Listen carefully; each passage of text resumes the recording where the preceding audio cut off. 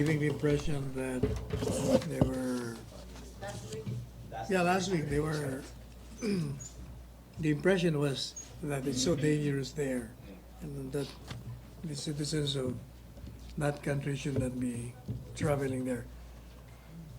He wrote me a letter, the ambassador of UK, Ambassador Daniel Price, and I'd like to read it. He said, "Dear Secretary Panelo, in the light of recent media reporting, I wanted to clarify that the UK has not recently changed its travel advice for the Philippines. Indeed, our current advice against all travel to Western Mindanao and all but essential travel to Eastern Mindanao and Southern Cebu has not changed since January of 2017. We did publish a factual update on December 31, 2018, recording the blast in Cotabato City. We regularly make such factual updates to our travel advice, but this is not the same as a change in the level of our advice. Globally, the UK keeps its travel advice under close review, taking into account a wide range of factors with the intention of giving British nationals the best possible guidance. Sincerely." In other words, the way some of you or some of your colleagues presented it, it is as if masyado nang mapanganib doon. And they're saying, no, we did not change. Mag-advise lang namin yan. Okay. Nandiyan na ba? And also, I'd like again to warn the public. I've been informed that there is another false Facebook account on me. Hindi ko maintindihan kung bakit ang paborito nila akong gagawa ng mga FB accounts. So, Facebook na naman. Wala akong no picture. But yung mga friends ko, pumapasok na. Let me caution that I have no more Facebook account, no more, ano pa? Twitter, Instagram, meron pa kasi eh. Ano yun?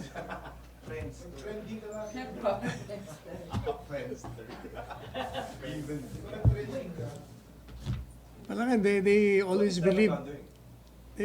Siguro gagamitin na naman yan to get money.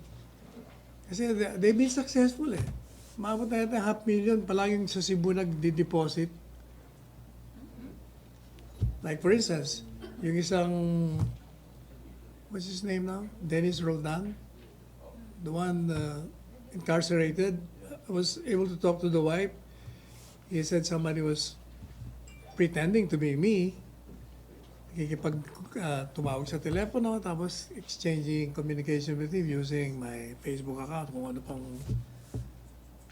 are you interested in releasing your husband? Pera, in other words. Sabi ko, ano nangyari? Parang I sense na hindi ikaw kasi nagpipilipino eh. So hindi natuloy. Pero parang sa Cebu na naman. Anyway, so let me just forewarn the public not to believe in this. I'm ready for any question relative to any issue. Questions, RPC? Question? Sige, Rose Novenario.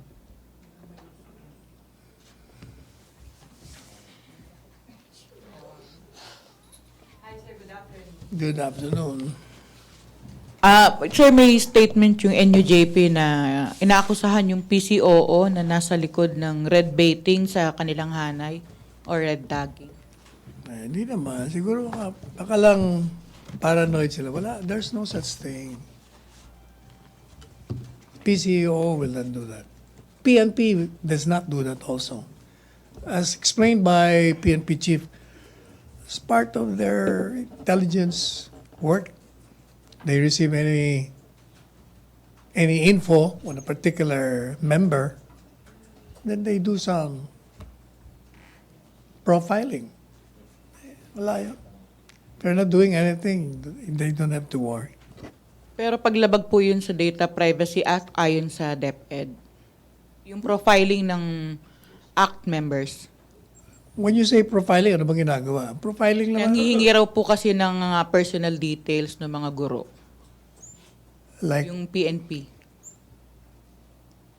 eh, di ba pumayag sila initially, tapos they, according to the secretary, parang winidraw nila. But,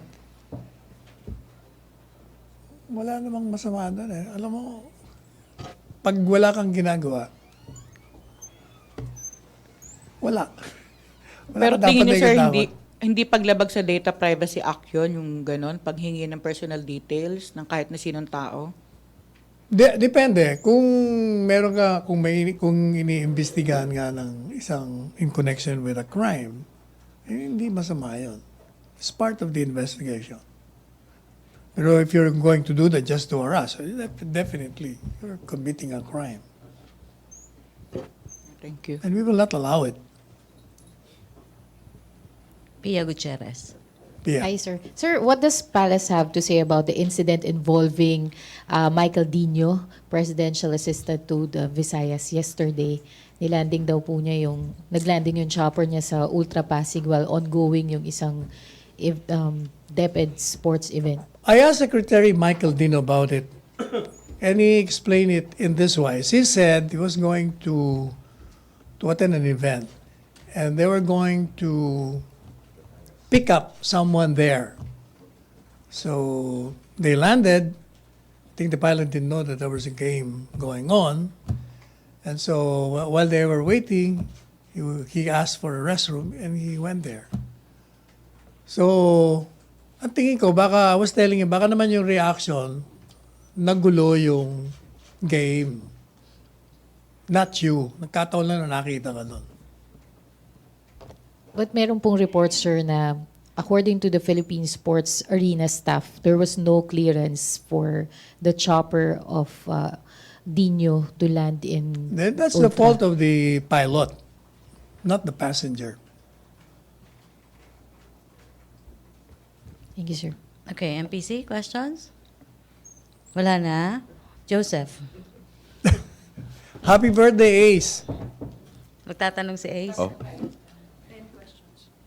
Birthday question daw, sir. Okay. Oh, birthday questions. Not prepared. Char. Sir, yung pong sa survey, Yes. SWS, Yes. you've mentioned the you gave us Yes. a statement already, but for soundbite purposes, no? The survey says there's an 11-point increase in the number of percentage of people who believe or worried that the Yes. president has health problems. Comment, please.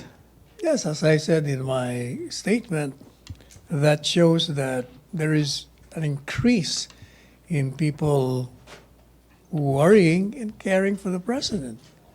They want this president to remain in office. They don't want to be deprived of the change that they have seen in his governance. That's how I see it. Sir, don't you see this as a parang, given that perception, sir, wala ba tayong nakikitang need for the palace, for the president to be a little more transparent about the president's health? But he's in fact the most transparent president. He keeps on telling us, eto ang sakit ko, may sakit ako sa... Wala nga akong alam na presidenteng ganun eh. Siya nga ang pinaka-transparent eh.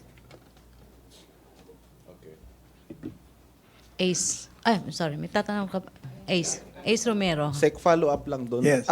Is it also possible that the survey results mean that the people are not convinced that the president is not that healthy? As I said, nakikita sa kanyang panicing schedule. Mm. I think they're worried na may sakit siya. Mm.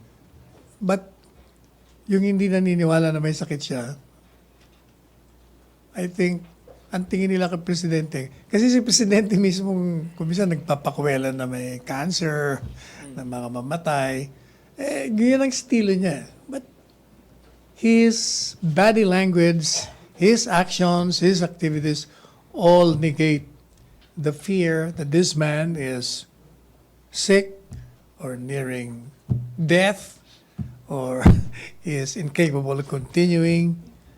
Lahat will these survey results prod the Malacañang to yield to demands for the president to release regular updates about his health? Irregular nga update siya sa sarili niya. Pag Hindi may yung sak- official na bulletin, mga ganon. Kasi di ba may nagdedemanda ng mga non before? Will this survey convince Malacañang to release No, those it will updates? not because the Constitution requires serious illness. The President knows he is not in serious illness, kaya he's not obligated to release anything about his condition. Salamat, Sec. Questions? Pia. Yeah. Sir, on the latest rant of President Duterte against COA editors, does the President want to implement changes or improvements with the way that the COA auditors are doing their job so as not to meddle or slow down government transactions like what the President is alleging? I think the remarks of the President, which was delivered in playful jest, actually was a criticism that COA should apply, even if the rules are very strict, you can liberally construe it within the ambit of the law. That will not delay the delivery of services. That's one. The other thing is, I think it's addressed to Congress. If there are provisions there that will impair the delivery of services, then Congress should amend the procedures of the auditing protocols. For instance, if the requirement is 100 days, o pwede mong gawing 25 days, di ba? Ano yan eh?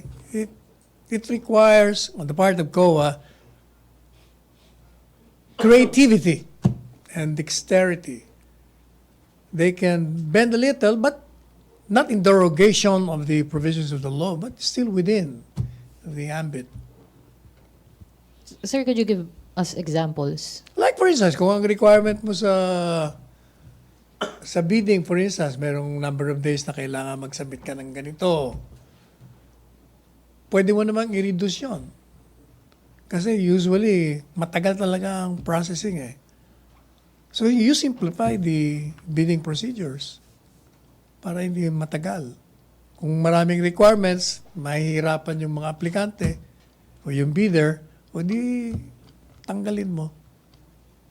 Sir, is the palace concerned that the President's recent remarks, actually, pangalawa na ito na nag-threaten siya or he commented on, or he made statements about doing violence to COA editors.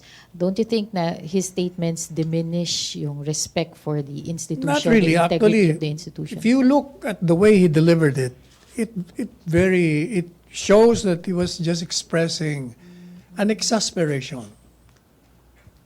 He is visibly vexed dahil nadidelay yung mga project ng gobyerno. Yun lang naman yun. Naiinis. But does the President But that's not that threat. Opo. Okay, sir. It's But not. does he still acknowledge the fact that the biggest, corruption scandals in his administration was exposed by the Commission on Audit? For example, yung sa Department of Tourism, which led to the resignation of the former Secretary of DOT. In fact, he always welcomes any information leading to the discovery of any corruption or scandal. Mas gusto niya nga yun eh. Para nakakagawa siya ng aksyon. This precisely has been telling all of us that we have to cooperate with each other. How can I do this if you don't tell me? So Gusto niya yun. he acknowledges the role of Oh, COA definitely. in his campaign against corruption. Sinasabi niya lang government. yan, yung mga rules ninyo, pag masyado kayong stricto na pwede namang liberal no, without violating the law, para lang pahirapan niyo yung mga ibang tao. Alam mo kasi tayo mga Pilipino, if we want to sit on a contract, on anything, uupuan lang natin eh. Pag ayaw natin yung karap natin, ganyan ang Pilipino eh. Kaya maraming delay in delivery of services. O kahit sa opisina ng gobyerno, palaging pumapasok yung kultura natin eh. hindi public interest ang isip kumisan yung sarili natin. Pag naiinis tayo, nabibex, inuupuan natin. Kaya tagal, ang bagal. Kaya si Presidente, pumuputok, gagalit. Last na lang, sir. Don't you think that exasperation should be addressed not only to co-auditors but to other government officials as well? When the President expresses something against a particular situation, then it refers to every agency with a similar, identical situation. Thank you, sir. Okay, RJ? Sir, the president mentioned last night that the Israel and the There US. is, The president mentioned last night that Israel and the U.S. are assisting the government in fighting NPAs, the communist rebels. What specific agreements do we have with these countries, sir, in relation to the communist rebels? I think I would refer you to the Secretary of National Defense. He's more knowledgeable on that. Okay. Okay, MPC questions? Wala na tayong tanong? Joseph? Sir, dun lang po sa mga threats, no? Sa COA, you're saying it's not a threat. I don't know what else not. that is. But the question is, sir, bakit ganun yung vocabulary ni Presidente? It's always about abuse, about power, about, you know, Ganun yung style niya. yeah. That is his style, and that endears him to the Filipino people. That's the very reason why he was catapulted to the presidency with an overwhelming mandate. Yun ang gusto ng tao. Transparent siya. Pag galit siya, sinasabi niya. Para naman hindi masyadong masakit ang dating sa kanila, ginagawa niyang kumisang katatawanan. Pero nandun pa rin yung, the message is not lost to the listeners. It is always lost to his critics and detractors who cannot see anything good to what this president does. No more? Bernadette? Oh, Bernadine. Sir, I just want the palace reaction to the recently released Economist Intelligence Unit's Democracy Index po, showing that Philippines is now ranking 53rd out of 167 countries po. It noted that Asia's score in the democracy improved marginally in 2018, but they specified that there were dampeners such as the legal attacks made by the Philippine government against any form of opposition, among others po. So what is the palace stand on this po, sir? No, they're the ones acknowledging that there was an increase. Ang sinasabi nilang dampener, yun daw mga criticism, opposition. Because they're listening to that. Kung hindi sila nakikinig dun sa mali, it will not affect our rating.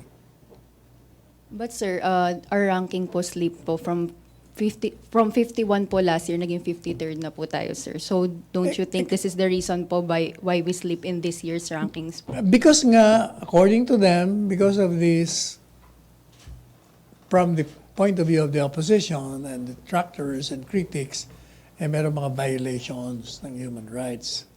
Pero kung wala yon, hindi tayo babagsak sa rating. So huwag sila makinig dun sa mga kritiko na wala namang basis. So sir, ibig sabihin po, kung wala yung legal attacks from the opposition, hindi naman po tayo Hindi magkakaroon na sinasabi nila. Hindi ba sinabi niya, there was a marked increase, kaya lang may mga ganito, ganyan. So, it seems to me now na yung pala reason, more on that, rather than wala tayong ginagawa sa Pilipinas. So is the palace denying these legal attacks against the opposition po, sir? Oh, definitely. Mali naman tayo. Wala namang basis. Karamihan naman palaging misplaced sa mga akusasyon. Okay, sige sir. Thank you, sir. Questions? Christina Bendano. Sir, just on the Ultra event, The what? incident, the Ultra, Ultra incident. yes. So you're saying that the pilot was at fault Oh, for landing. because if he landed there when there was an ongoing game, may istorbo nga. Dapat yun, nagko-communicate siya. Kung clear ba yung ground. So si Dino has no accountability at all, sir. Sa akin, as far as I'm concerned, kung ano namang kasalanan ng pasahero, pasahero lang siya doon. Pero he ordered the unauthorized stop, sir. Diba? He ordered for the pilot to land the chopper yun sa Ultra, sir. Well, yun, ang pagkakalam ko, yun ang schedule na binigay sa kanila. But the pilot should have known that kasi you're supposed to have clearance eh. Magpapaalam ka muna kung saan ka pupunta. Sa unang-una, hingi ka ng clearance sa tower kung pwede ka na mag-take off. Tapos kung saan ka magla-landing, dapat alam mo na clear doon. Mali ang piloto doon. So will he be charged, sir, if ever? O dapat mayroong nagre-reklamo doon sa ginawa ng piloto.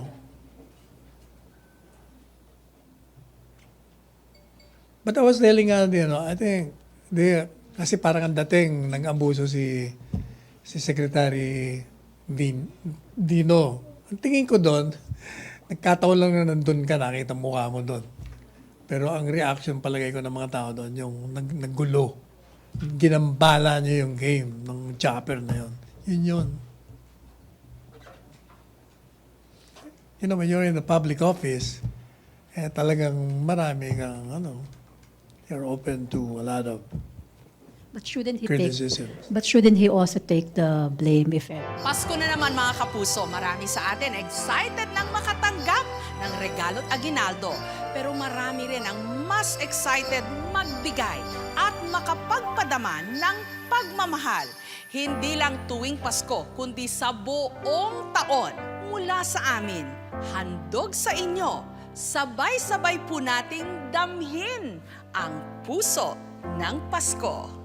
Ang little people ay may damdamin din na kailangan nating nire-respeto. Humihingi sila ng tulong na magkaroon ng awareness tungkol sa kanila. Thank you, ate. Sana marami ka pang matulungan. Nagsimula yung Genius Child Foundation 2014. Nakakita ko ng mga street children na humihingi ng pera. Sabi ko, mas maganda siguro kung mas ang ibigay ko sa kanila ay yung mga pagkain. Kami po ang Team Ahon. We thought na why not make our outings worth? Na when we go to a place, may tutulungan tayo na community or group. Bibigay kami ng mga school supplies, mga art supplies, gano'n. So para hindi na gumastos yung mga magulang nila.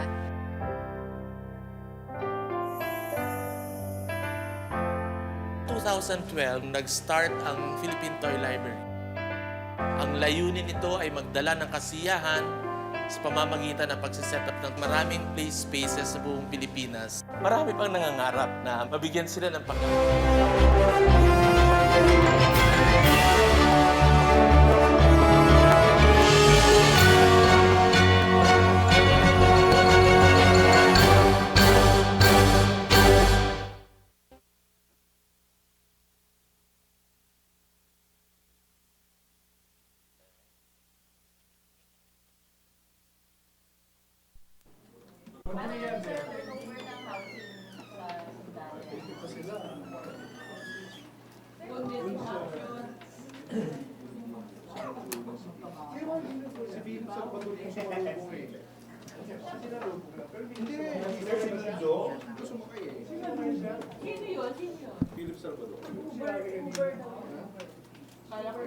Kala ko na